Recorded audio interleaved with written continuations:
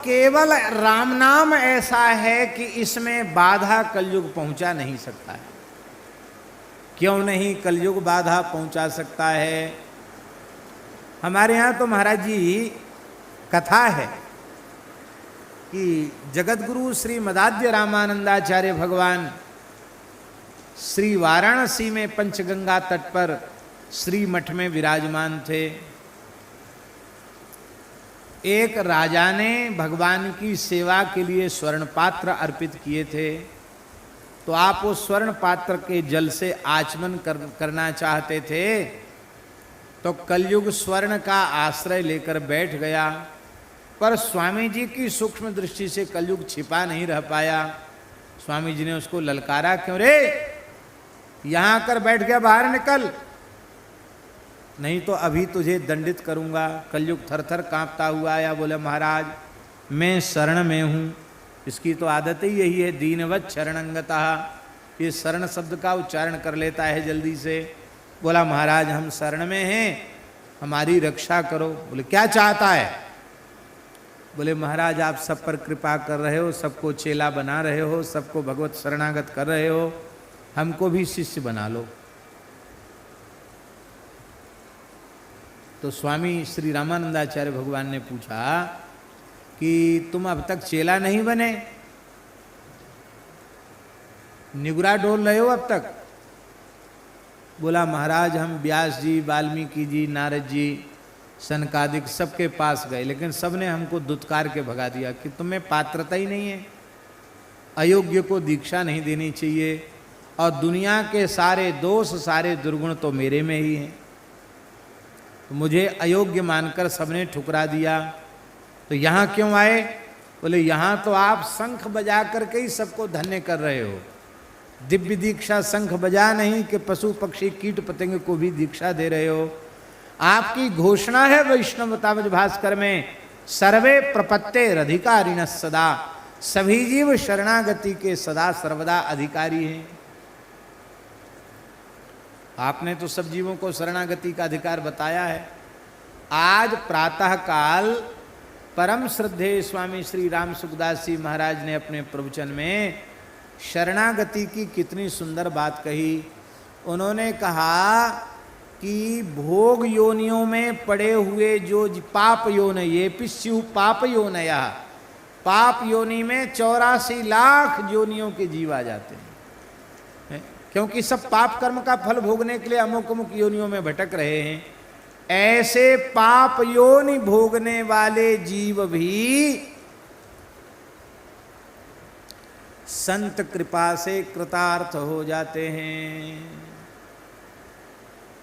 भक्तमाल में रसिक मुरारी जी के चरित्र में गज गोपाल दास जी का चरित्र है। गज गोपाल दास जी, हाथी को रसिक मुरारी देवाचार्य जी ने शिष्य बनाया और नाम रखा गज गोपाल दास। वृंदावन में विराज रहे थे और बंगाल में गुरु जी का स्थान था, बड़ी विशाल मठ की भूमि थी। मुगल नवाब था, मुसलमान नवाब, मुसलमानी शासन था उस समय। उसने मठ मंदिर की सारी जमीन छीन ली। अब हजारों गायें थी, बहुत बड़ी संख्या में गौ ब्राह्मण संतों की सेवा होती थी। तो गुरुजी ने पत्र लिखा कि तुम तत्काल यहाँ आ जाओ। और रसिक मुरारी जी वहाँ गए, बड़े प्रभावशाली थे। पालकी में बैठ करके नवाब से बातचीत करने के लिए गए।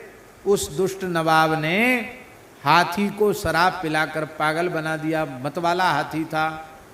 महाराज जी 100 घड़ा शराब पिलाई उसको। ओ मदमत्त हाथी। और इनकी पालकी के आगे पागल हाथी छोड़ दिया गया। गजराज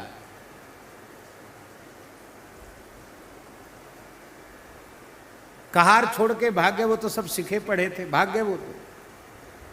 आप पालकी से बाहर पधारे और कहा कृष्ण कृष्ण कहो मेटो गज तन तम। भैया न जाने कौन सा पाप किया था, तब तो इस स्वरूप को भुलाने वाली इस तमोगुणी हाथी की योनि में पहुंचे हो। आप फिर उपद्रव कर रहे हो, तो फिर कहाँ जाओगे? इसलिए इस तमोगुण को छोड़ो और कृष्ण कृष्ण कहो। एक महान अनुरागी प्रेमी संत की वाणी से कृष्ण नाम श्रवण करते ही उसके तत्काल सारे पाप धुल गए, उसके पाप नष्ट हो गए, उसे अपने पूर्व जन्मों की स्मृति आ गई, भयंकर नरक की यातना सामने दिखाई पड़ने लग गई। वह रोने लग गया, अपनी सूंड से रसिक मुरारी जी के चरण की धूल छुटा छुटा करके अपने सिर पर लगाने लग गया। रोता हुआ बेचारा हाथी, कोई मनुष्य की भाषा तो बोल नहीं सकता, अपनी भाषा में करुण क्रंदन करने लग गया, महाराज मेरा उद्धार करो। आपने तत्काल अपनी झोली से गोपी चंदन निकाला, मस्तक पर उसके ऊर्ध्वपुंड पधराया, और हो सकता बड़ी हजारा माला रही होगी, हाथी को कौन सी कंठी पहनाई जाएगी, अपनी हजारा माला ही कंठी के रूप में पहना दिया, और पहना करके कान में मंत्र सुना दिया, और नाम रखा गज गोपाल दास, ये नाम रख दिया। वो उसको साधु बना दिया हाथी को, सारा नशा उतर गया उसका। और बादशाह, नवाब बादशाह भी अपना ताज उतार कर चरणों में रख दिया, बोले महाराज आप तो सच्चे फकीर हैं, और मठ मंदिर की जमीन पुनः वापस हो गई। रसिक मुरारी उदार अति मत्त गजहि उपदेश दियो, पीपा प्रताप जग वासना नाहर को उपदेश दियो। श्री पीपाजी महाराज ने सिंह को दीक्षा देकर के कृतार्थ किया, सर्प को दीक्षा, सिंह को दीक्षा, गोसाई श्री विठलनाथ जी ने हंसों को दीक्षा दी। तो भगवान के भक्त कृपा कर दें तो पाप योनियों में पड़े हुए जीव भी भगवत शरणागति के अधिकारी हो जाते हैं। भक्ति में सबका अधिकार नहीं है महाराज जी, लेकिन शरणागति में सबका अधिकार है। बस शरणागति स्वतंत्र नहीं है, ये बात है। शरणागति किसी शरणागत भक्त की प्रेरणा से, उनकी कृपा से ही प्राप्त होती है। अच्छा एक बात बताओ, आप एक दिन भी सत्संग न करो, सुनो नहीं, सत्पुरुषों के चरणों में नहीं बैठो, तो आपको पता चलेगा भक्ति शरणागति क्या है? अरे गीता जी पढ़ोगे, गीता जी सुनोगे, तब ना पता चलेगा कि 18 अध्याय गीता का सार भगवत शरणागति है, तब पता चलेगा। भक्ति और प्रपत्ति में अंतर क्या है, तब पता चलेगा। तो सत्पुरुषों की कृपा हो जाए तो पाप योनि में पड़े हुए जीव भी शरणागत हो जाते हैं। श्री चरणदास जी महाराज ने कृपा की और घोड़ा राम नाम बोलने लग गया, घोड़े के मुंह से राम नाम का उच्चारण करवाया। कितने उदाहरण हैं। एक बड़े सिद्ध संत थे महाराज जी रामदास जी नाम के, उनका एक चेला था, उसका नाम था जानकी दास। रामदास जी के चेला क्या नाम था? जानकी दास। वो हम लोगों के आकार में नहीं थे, वो ऊंट देवता थे, ऊंट। राजस्थान में जमात गई, सच्ची घटना है महाराज जी, और ऊंट पागल हो गया, और पागल ऊंट खोपड़ी ही पकड़ता है, तो ऊंट बिगड़ गया, पागल ऊंट जमात में आ गया, सब साधु भगे। रामदास जी महाराज बैठे थे, उन्होंने उस ऊंट का जबड़ा पकड़ लिया। बाल ब्रह्मचारी योगी महात्मा ऐसे जोर का जबड़ा पकड़ा और उस ऊंट का मुंह मसक के कहा, ए राम राम कर। बड़ा पागलपन दिखाता। महाराज ठीक हो गया वो पागल ऊंट, संत के छूते ही ठीक हो गया। उसको कई जन्मों की याद आने लग गई, ऊंट रोने लग गया। आपने उसके कान में राम नाम सुनाया और उसका नाम रखा जानकी दास। वो जमात में ही रहने लग गए जानकी दास। और एक बात तो मंच पे कहने योग्य नहीं, लेकिन फिर भी कह देते हैं, महात्माओं की कथा में यही तो आनंद है। कुछ त्यागी तपस्वी चिलम पीते थे, तो जानकी दास संतों की ही प्रसादी लेता था, तो महाराज महात्माओं ने उसको चिलम पीना और सुखा दिया। चिलम पी कर, ले बच्चा जानकी दास प्रसादी ले, तो मुंह में चिलम लगाते, चिलम पीता ऊंट, जानकी दास चिलम पीते, नाक से धुआं निकालते चिलम का। तमाशा इकट्ठा हो जाता कि देखो जानकी दास चिलम पी रहे हैं। गुरुजी बड़े सरल थे, बोले कोई बात नहीं, अब महात्मा लोग जो प्रसाद दे दें। एक दिन जानकी दास को कहा, जानकी दास लो चिलम। तब आपने अपने पैर को पटक करके चिलम पर चिलम फोड़ दी। लोग नाराज हुए, बड़ा बिगड़ गया जानकी दास, इसने चिलम फोड़ दी। क्यों चिलम फोड़ दी? गुरुजी से कहा, रामदास जी से कहा, इसने चिलम फोड़ दी। रामदास जी ने देखा, जानकी दास क्या बात है? ऊंट रोने लग गया। समझ गए इनके जाने का समय आया।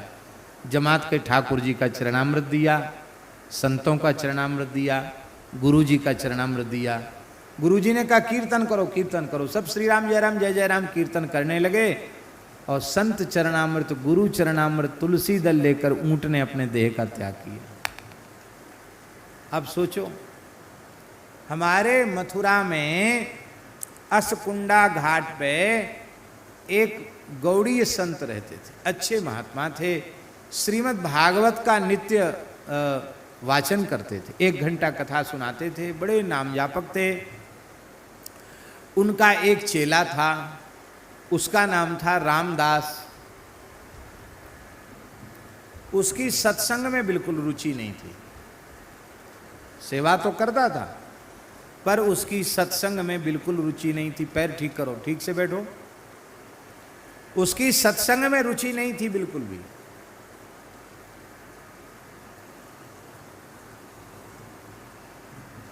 गुरुजी कहते बेटा सेवा तो करते हो पर थोड़ा सत्संग भी किया करो। उतनी देर सब काम छोड़ दो, सत्संग में बैठ जाओ, कोई बात नहीं।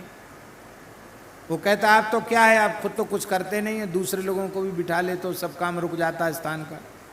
गुरुजी को उत्तर दे देता था। और कुछ ये उसमें आदत थी कि सत्संग के समय ही सबको बुलाए, अमुकदास उठो, चलो वहां बैठ गए यहां सुनने के लिए। लंगड़ पे तुम्हारा बाप बैठेगा, उठो चलो।